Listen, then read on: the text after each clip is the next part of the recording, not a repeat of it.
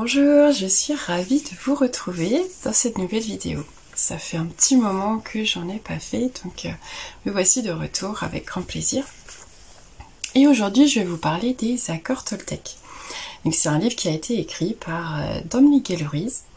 Et c'est un livre que j'aime beaucoup parce que je trouve que ça nous apprend beaucoup sur les relations qu'on a avec les autres et la manière de les gérer au mieux. Alors le premier accord Toltec nous dit que ta parole soit impeccable. Le deuxième nous dit quoi qu'il arrive, n'en faites pas une affaire personnelle. Le troisième, c'est ne faites pas de suppositions. Le quatrième, faites toujours de votre mieux. Le cinquième, soyez sceptique, mais apprenez à écouter. Alors le deuxième accord Toltec nous parle de ne pas faire une affaire personnelle en fait de ce qui nous arrive, de ce qui se passe autour de nous. Parce que c'est vrai qu'il est facile de se sentir blessé par certaines paroles d'autrui ou atteint par des choses qui nous arrivent dans la vie de tous les jours. Quand une épreuve arrive sur notre chemin, on peut facilement se dire « Ah, on est victime de malchance ». Et pourtant l'événement, il arrive sans qu'on soit forcément la cible. C'est en fait notre appréciation, notre regard sur l'événement qui fait qu'on va se sentir impliqué ou atteint. Et en ce qui concerne la blessure par rapport à autrui, c'est la même chose. Parce que finalement, on ne se sent blessé par les paroles de quelqu'un que si on a déjà cette blessure en nous. Cette blessure qui est non guérie. Cela dépend aussi de notre sensibilité, évidemment, puisque une même parole dite à deux personnes différentes ne va pas avoir le même impact, le même effet. En fait, une parole blessante de quelqu'un n'est que le reflet de ses faiblesses et blessures à elle, à cette personne. Et c'est le mal-être, en fait, de cette personne qui fait qu'elle peut devenir blessante, voire même méchante. Mais par contre, ce sont nos blessures à nous, nos blessures non guéries, qui vont faire qu'on va réagir ou se sentir blessé ou atteint. C'est pour cette raison, finalement, qu'on en fait une affaire personnelle. Alors, prendre du recul sur ce qui se passe ou sur ce qui nous est dit, ça permet de ne pas réagir, justement, de ne pas prendre pour soi ces choses-là, mais d'être juste observateur des événements ou des faits et gestes d'une personne. Si on se sent blessé, finalement, c'est qu'on n'a pas encore guéri toutes nos blessures et qu'on a encore un peu de travail à faire sur soi. Il ne faut pas oublier que l'autre est toujours un miroir qui nous permet de nous aiguiller en fait sur notre chemin d'évolution et de développement personnel. Suite à ce deuxième accord Toltec, il y a donc le troisième accord qui nous dit « ne faites pas de suppositions ». Et je trouve ce conseil primordial, car si on le suivait tous, ça éviterait beaucoup de quiproquos et de disputes. Donc ne faites pas de suppositions. Et ce conseil, il est valable dans tous les types de relations, que ce soit amical, amoureux, professionnel, familial. Faire des suppositions, ça signifierait en fait que nous fonctionnons tous de la même manière, et donc que nous réagissons tous de la même manière. Et on sait très bien que c'est faux. Mais n'avez-vous jamais interprété une parole ou le geste d'une personne en supposant quelle était son intention derrière? En bien ou en mal, hein, ça va dans les deux sens. Par exemple, une personne vous blesse par des paroles, on va dire. Et parce que vous l'aimez, vous allez lui trouver des excuses ou imaginer que ce n'était pas intentionnel. Attention, certaines personnes ont l'intention de blesser, ont l'intention de faire mal. Parce que ça peut refléter soit un fonctionnement psychologique, hein, je pense aux pervers narcissiques, ou ça peut simplement refléter des blessures qu'elles ont et cette manière qu'elles ont en fait d'extérioriser leur mal-être. Et malheureusement, parfois c'est difficile de l'admettre qu'une personne a pu avoir des intentions mauvaises à notre encontre. Surtout quand on est très sensible et altruiste, on a du mal en fait à accepter la méchanceté. A contrario, on peut se sentir blessé par la parole ou le geste de quelqu'un et on va développer du ressentiment, voire même de la colère à l'égard de cette personne. Mais est-ce qu'on est bien sûr qu'elle voulait nous blesser ? Il n'y avait peut-être aucune intention mauvaise derrière. Et aucune intention de nuire, en tous les cas. Cette personne, elle a juste fait preuve de beaucoup de maladresse. Alors, comment connaître les intentions d'une personne? Comment savoir ce qu'elle ressent aussi, ce qu'elle pense? Qu'est-ce qu'elle a dans sa tête, finalement? Comment elle fonctionne? La première chose, pour moi, c'est la connaissance. Nous sommes tous différents. Très différents. Nous avons des profils psychologiques et émotionnels différents. Nous avons aussi eu une éducation familiale, sociétale, donc différente, une culture qui est différente selon les pays, qui façonne forcément notre manière d'être, notre manière de fonctionner, de réagir et d'interagir. Il ne faut pas oublier aussi que les générations d'aujourd'hui ne fonctionnent pas comme les générations d'avant. Une autre chose, c'est que les hommes et les femmes fonctionnent de manière très différente. On dit toujours les hommes viennent de Mars et les femmes de Vénus. En fait, je dirais plutôt que c'est l'énergie masculine et l'énergie féminine qui amènent en fait à des fonctionnements différents. Ces deux énergies sont présentes en chacun de nous en des proportions variables. Et ça nous pousse à des comportements, des attitudes, des réactions, des réflexions et des pensées différentes.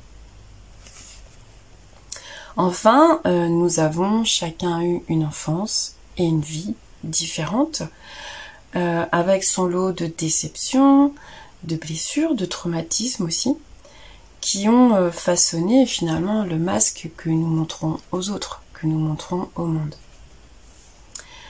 Ainsi, imaginez pouvoir connaître vraiment les intentions, les pensées, les envies d'une personne, c'est impossible, au premier abord en tout cas.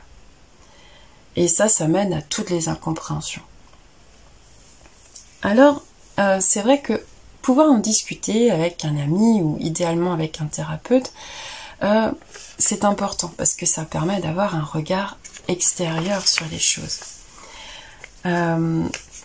C'est vrai que quand on est trop impliqué, par exemple, dans une histoire, surtout émotionnellement, on n'est pas toujours très lucide ni complètement réaliste. Donc le fait d'en parler, ça aide en fait à avoir un autre regard.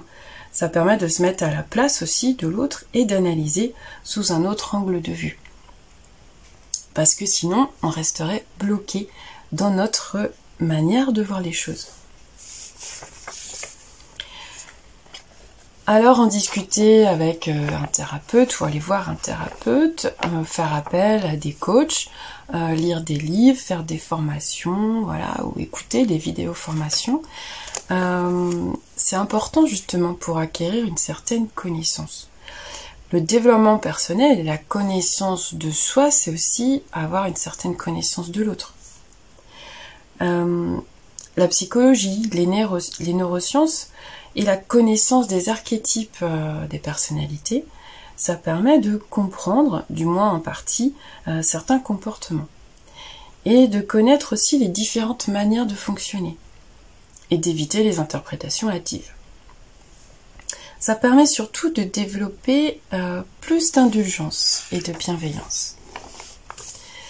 La deuxième chose, je dirais, après la connaissance, c'est l'intuition. C'est écouter sa petite voix intérieure, qui permet de sentir finalement les énergies d'une personne et de distinguer le manipulateur de la personne honnête. Mais là encore, ce n'est pas un outil parfait et inviolable, car l'intuition peut facilement être court-circuitée par le mental ou l'émotionnel. Donc ça demande quand même beaucoup d'entraînement et une grande écoute de soi,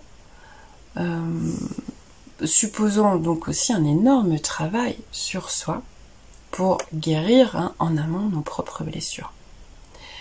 C'est devenir suffisamment fort face à notre mental et à nos émotions pour laisser seulement l'intuition s'exprimer. Donc on comprend que c'est pas donné à tout le monde, mais en tout cas c'est un but louable à développer. La troisième solution, c'est la communication. Finalement, quand vous avez appris à connaître une personne, que vous comprenez un peu plus son profil, sa personnalité, son mode de fonctionnement, la manière la plus simple et directe, c'est de communiquer en fait avec cette personne et d'en apprendre, d'aller au-devant de cette personne pour en apprendre davantage. C'est vrai que vous pouvez être surpris quelquefois en discutant avec la personne. Vous pouvez être surpris de connaître du coup les raisons cachées d'un geste, d'une parole, des choses qui sont parfois très très différentes de ce que vous avez imaginé. La communication, c'est donc primordial.